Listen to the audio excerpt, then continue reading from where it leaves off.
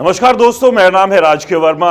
हम आज एक बार फिर बात करेंगे रियल एस्टेट के एक बेहद गंभीर मुद्दे पर, क्योंकि लगातार इस बात को लेकर चर्चाएं चल रही है कि क्या 2025 के बाद 2026 में रियल एस्टेट में जो बबल बना हुआ है वो फटने वाला है। क्या सच में रियल एस्टेट में क्राइसिस आने वाले हैं? जो रिसेशन का दौर जिसकी बात लगातार की जा रही है, क्या वो शुरू हो चुका है या वो होने वाला है? आज तमाम इन पहलुओं पर डिटेल में बात करेंगे, क्योंकि ये अपने आप में बेहद इंपॉर्टेंट है। क्योंकि एक तरफ जहां लगातार रियल एस्टेट से जुड़े हुए डेवलपर्स, ब्रोकर ये दावा कर रहे हैं कि जैसे ही कोई भी प्रोजेक्ट आता है वो तुरंत सोल्ड आउट हो जाता है, लेकिन उसके बावजूद ये देखने को मिलता है कि लगातार कोशिश ये रहती है कि किसी तरह से कोई एक यूनिट खरीद ले।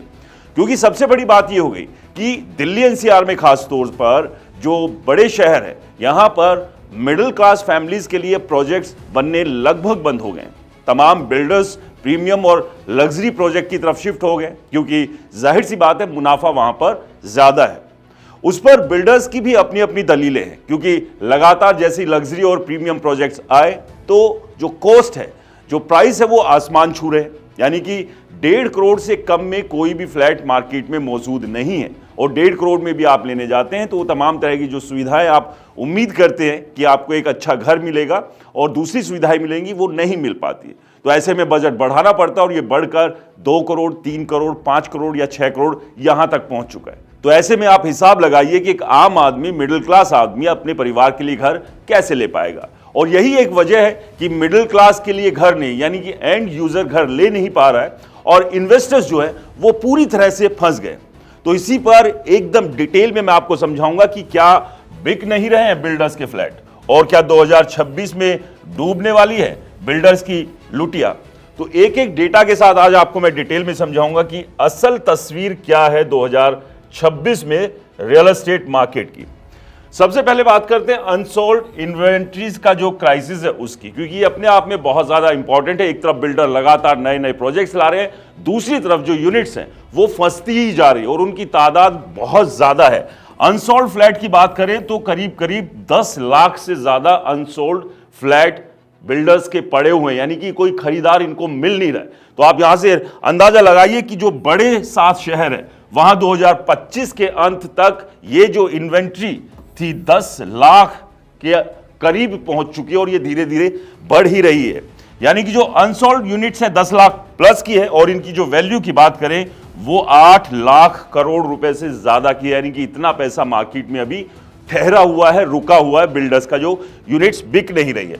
तो जो लगातार दावे किए जाते हैं बहुत सारे डेवलपर्स के द्वारा कि जैसे ही प्रोजेक्ट लॉन्च किया हाथों हाथ यूनिट्स बिक गई, लेकिन क्या इसमें पूरी तरह से सच्चाई है या इसका पीछे कोई बड़ा खेल है?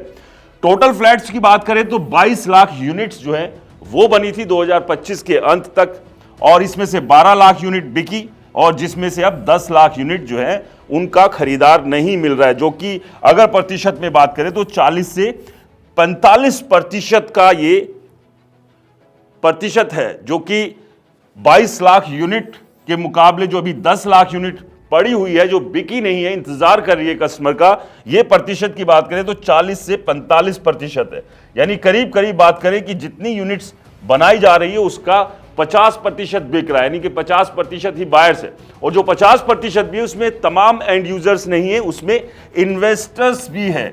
और जो इन्वेस्टर्स का जो एग्जिट है, पहले जो होता था या इन्वेस्टर्स जो आ रहे थे 2015 से 2020 तक, जो इन्वेस्टर्स का शेयर था मार्केट में वो 40% शेयर था। यानी कि 40% जो इन्वेस्टर, निवेशक जो मुनाफा कमाने के लिए आते थे, उनका शेयर 40% था 2015 से 2020, यानी कि इस 5 साल के दौर में। लेकिन अगर 2025 तक की बात करें तो ये मार्केट शेयर जो कि 40% था वो घटकर पहुंच गया 15 से 18%, यानी आधे से भी कम आ गया है। यानी इन्वेस्टर्स भी जो है तेजी से भाग रहे हैं, वो अब दूरी बना रहे हैं, क्योंकि जो सट्टेबाजी का दौर शुरू हुआ, इसको थोड़ा सा आप समझिए कि जो इन्वेस्टर्स जो आ रहे थे उनको वो प्रॉफिट नहीं मिल रहा, बायर्स नहीं मिल रहे हैं, क्योंकि इन्वेस्टर को, क्योंकि वो एंड यूजर नहीं है, उसने अगर फ्लैट में इन्वेस्ट किया है उसको रहना नहीं है वहां, वो एक समय के बाद जैसे ही उसको प्रॉफिट बुक होता दिखेगा वो बेचकर बाहर निकलना चाहेगा। लेकिन दिक्कत क्या है कि प्रॉफिट मिला नहीं, बायर यहां पर है नहीं, और लिक्विडिटी जो है वो खत्म हो गई इन्वेस्टर के पास। यानी कि जो मार्केट को चलाने वाले जो बड़े प्लेयर्स थे वो थे इन्वेस्टर्स। और ये इन्वेस्टर्स का एग्जिट जो है 40 से अब 15 से 18% पर आ गया है। आप इसको थोड़ा आसान भाषा में समझाते हैं। एक इन्वेस्टर के पास 5 करोड़ रुपए का बजट है, आप समझिए। वो जाता है कि हाँ चलिए मैं 5 करोड़ रुपए रियल एस्टेट में इन्वेस्ट करता हूं, और एक फ्लैट देखता है वो 5 करोड़ का, कि चलिए इस 5 करोड़ के फ्लैट को मैं ले लेता हूं, और 5 करोड़ का है, मैं अपनी ईएमआई, बाकी लिक्विडिटी, बाकी पैसे से अगर कल को ये नहीं बिका तो मैं इतना पैसा मैनेज करके जमा करा दूंगा। लेकिन यहां पर एक उसके साथ खेल होता है। यहां पर ब्रोकर और डेवलपर कहते हैं कि भैया एक काम करो, एक यूनिट 5 करोड़ की क्यों ले रहे हो, आप 1-1 करोड़ रुपए इन्वेस्ट करके 5 यूनिट ले लो, और यहां से फिर आप 1 साल या 1.5 साल बाद जब एग्जिट करेंगे तो आपको 5 यूनिट का बड़ा मुनाफा मिलेगा। और यही लालच जो है निवेशकों को फंसाने लगा। और निवेशक क्या कर रहे थे कि बजट 5 करोड़ का था, लेकिन झांसे में आके 25 करोड़ रुपए की इन्वेस्टमेंट जो उन्होंने डाल दी। लेकिन जब 1-1.5 साल बाद वो उसे बेचने के लिए निकलने लगे तो प्रॉफिट वहां था नहीं, एंड यूजर उसको मिला नहीं, यानी कि खरीदार कोई ढूंढे नहीं मिल रहा है। तो अब वो 25 करोड़ रुपए कहां से मैनेज करे, क्योंकि बिल्डर को तो अपना पैसा चाहिए, वरना उसको यूनिट नहीं मिलेगी। तो जो लिक्विडिटी है वो खत्म होने लगी, और यहीं से निवेशक घबराए हुए, इन्वेस्टर्स घबराए हुए। और ये एक बड़ी वजह है जिसकी वजह से रियल एस्टेट मार्केट में क्राइसिस है, एंड यूजर दिख नहीं रहा है, इन्वेस्टर्स फंसा हुआ है। अब प्राइस और बायर की ताकत की बात करते हैं। 2019 में जो रेट था लगभग 5000 से 8000 स्क्वायर फीट के आसपास था, ये एक अनुमानित प्राइस है। अब अगर 2025 में बात करें तो 10,000 से 12,000 स्क्वायर फीट रेट पहुंच चुका है, यानी कि जो इंक्रीज हुआ है वो करीब 70% के आसपास इंक्रीज हुआ है। लेकिन जो लोगों की इनकम है, यानी कि जो कमाई है, वो 25 से 30% बढ़ी है। तो आप समझिए कि घरों का जो रेट है वो एकदम से 70% या डबल पहुंच गया है, लेकिन आपकी और हमारी जो इनकम है, सैलरी है, उसमें जो बढ़ोतरी हुई है वो मात्र 25 से 30% की हुई है। तो यानी कि जो एक खरीदार की जो ताकत है वो प्राइस के सामने, घरों के प्राइस के सामने कमजोर पड़ी है, क्योंकि उसकी पॉकेट में पैसा है नहीं। तो ऐसे में खरीदेगा कहां से, क्योंकि उसके बाद अगर वो खरीदता है तो ईएमआई का एक बड़ा बोझ जो है उसके सर के ऊपर पड़ता है, और ये ईएमआई का जो शौक है वो भी उसको लगता है। अगर लोन की हम बात करें 2021 में, अगर 50 लाख रुपए का लोन आप और हम लेते थे घर के लिए, तो एक एवरेज उसकी ईएमआई बनती थी 38,000 रुपए। लेकिन 4 साल बाद 2025 में ये बढ़कर हो गई 48,000, यानी कि 10,000 पर मंथ एक्स्ट्रा जो है वो ईएमआई बढ़ गई, क्योंकि रेट ऑफ इंटरेस्ट जो है वो बैंकों के बढ़े हैं, दूसरे चार्जेस बढ़े, जिसकी वजह से एकदम से ईएमआई के अंदर भी उछाल देखने को मिला। ये भी एक सरदर्द बना मिडिल क्लास के लिए, खरीदारों के लिए, और उसकी वजह से भी थोड़ी दूरी और खरीदारों ने बनानी शुरू कर ली। अब बात करते हैं बिल्डर का जो कैश के जो क्राइसिस है, बिल्डर के पास जो कैश क्राइसिस है, क्योंकि पैसा नहीं होगा बिल्डर के पास तो बनाएगा कहां से वो। अब बिल्डर का पूरा बिजनेस जो है वो कैश फ्लो पर चलता है, यानी कि पैसा आएगा, उसी के बाद वो प्रोजेक्ट तैयार करेगा, उसका जो इंफ्रास्ट्रक्चर है उसको तैयार करेगा। अब क्या बायर पहले क्या एडवांस देते थे बिल्डर को, बिल्डर फिर कंस्ट्रक्शन शुरू करता था नए प्रोजेक्ट के लिए।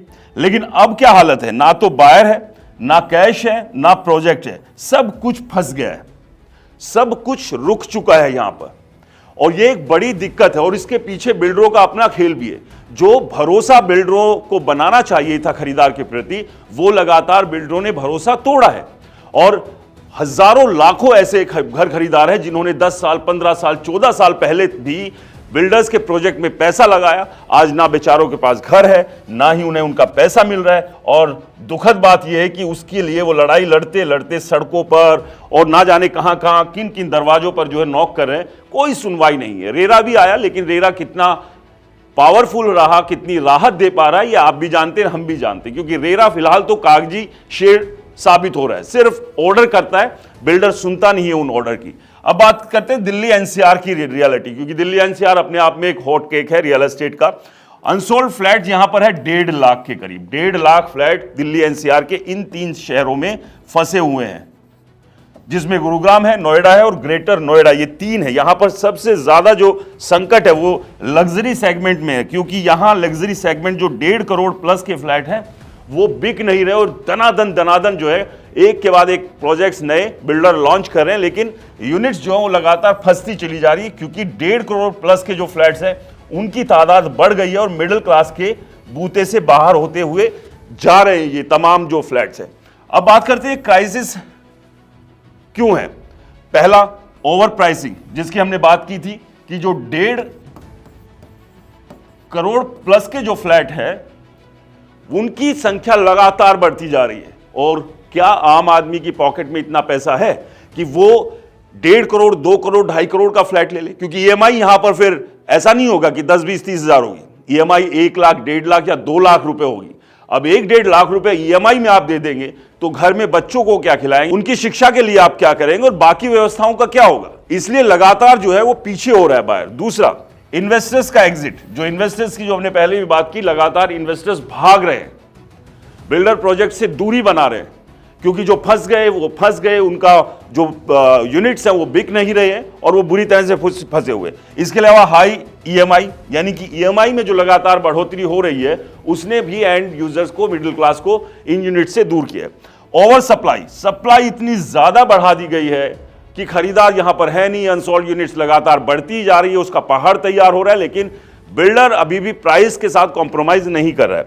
और इकोनॉमिक अनसर्टेनिटी, वो आप देख ही रहे हैं कि लगातार जो है इकोनॉमिक जो उतार चढ़ाव है वो लगातार है। और इसकी वजह से भी जो निवेशक है या फिर घर खरीदार है वो डरता है कि कल को माहौल कुछ ऊपर नीचे हुआ, नौकरियां गई, रोजगार नहीं मिले, मंदी का दौर शुरू हो गया, तो फिर क्या करेंगे, ईएमआई कहां से भरेंगे?